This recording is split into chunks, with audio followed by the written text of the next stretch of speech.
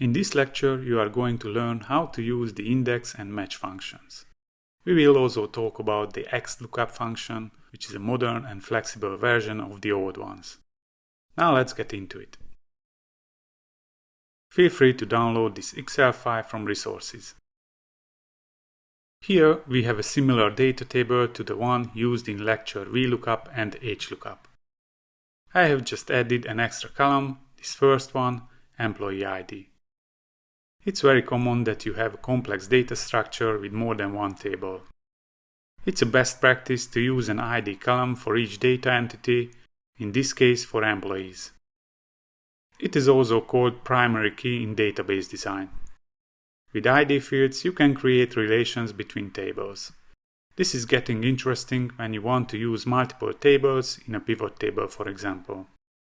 But anyway, let's get back to the topic of this lecture. Here we have an employee drop-down list. If you don't know how to create this, watch the previous lecture about VLOOKUP and HLOOKUP functions. Just as a reminder, I'm using data validation on this cell, referring to a name object,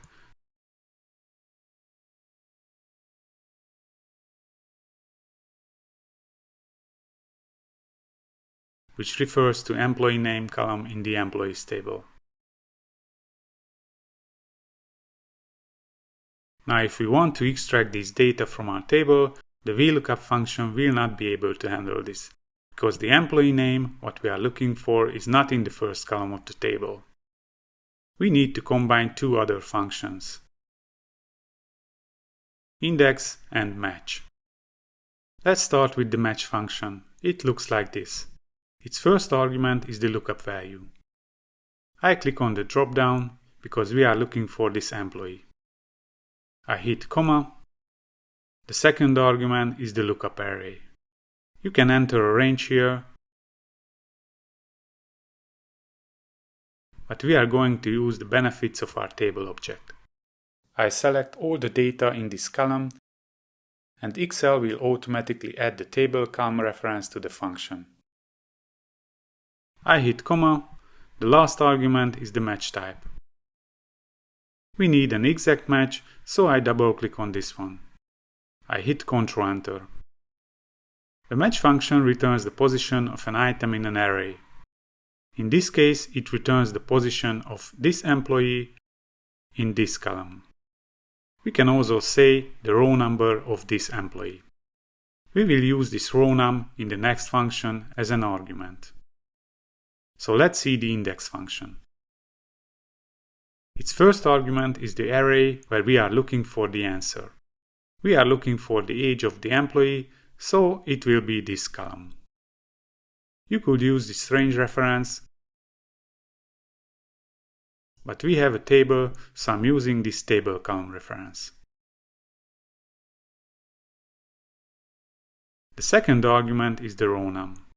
We already have this value using the match function, so I click on this cell to use it as a cell reference.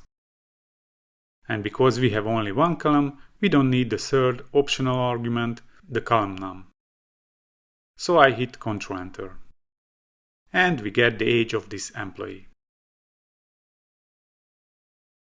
However, I will use a more general solution here.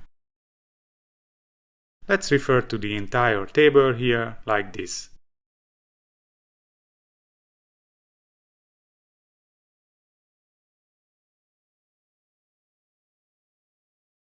And set the column num argument to 3, because the age is in the third column. I hit Ctrl Enter. Now we are going to combine these two functions into one formula here.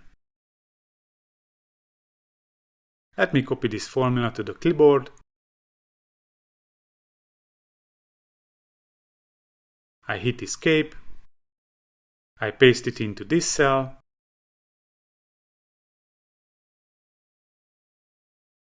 I hit Enter.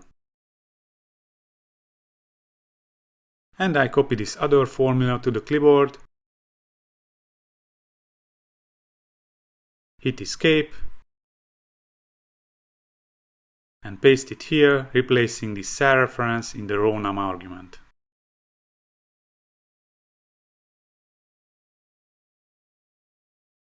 I hit Ctrl Enter.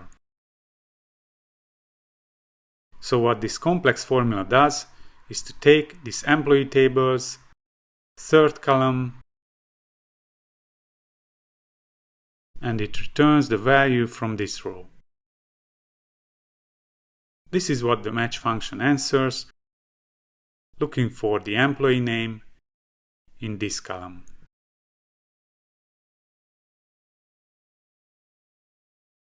I make this cell reference to absolute. So I hit F4 to lock this cell. I hit Ctrl Enter. Now I copy this formula downwards.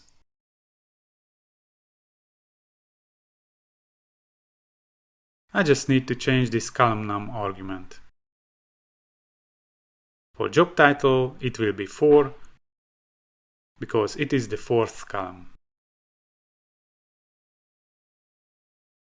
I hit Enter.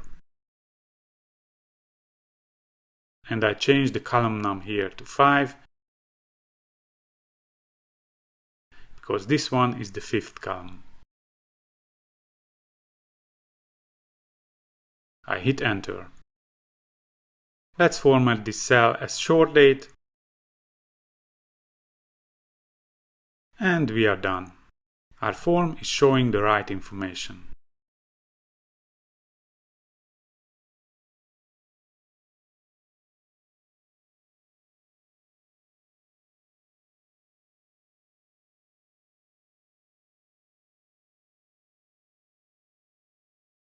Now if you have an Office 365 version, I encourage you to look at this XLOOKUP function and try it. This is a flexible replacement for the older functions with more features. It can return multiple values in an array if there are multiple matches. You can add not found message in an argument. You can use wildcards in the lookup. And it has the binary search option, which is the fastest way of searching in large set of data. But if you need backward compatibility because you have users with older versions of Excel, unfortunately you cannot use this function.